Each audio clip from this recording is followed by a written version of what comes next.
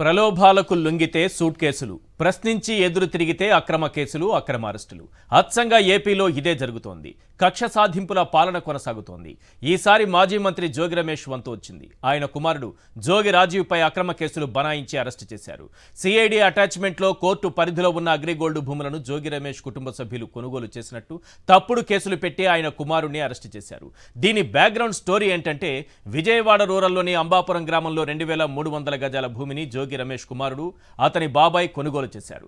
Registration సమయంలో అగ్రిగోల్డ్కు సంబంధించిన survey నెంబర్లు తప్పుగా పడటంతో పబ్లిక్ నోటీస్ ఇచ్చి ఎల్లో పేపర్లోనూ బహిరంగ ప్రకటనలు ఇచ్చి మరీ రిజిస్ట్రేషన్ చేసుకున్నారు.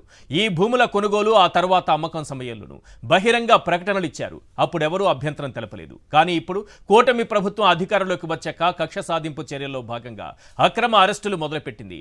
ఆ భూములు అగ్రిగోల్డ్కు చెందిన భూములుగా కట్టుకథలు అల్లి జోగి రమేష్ కుమారుణ్ణి అక్రమంగా అరెస్టు చేయించింది. ఈ భూముల కొనుగోలు అమ్మకమంతా లీగల్ గానే జరిగింది.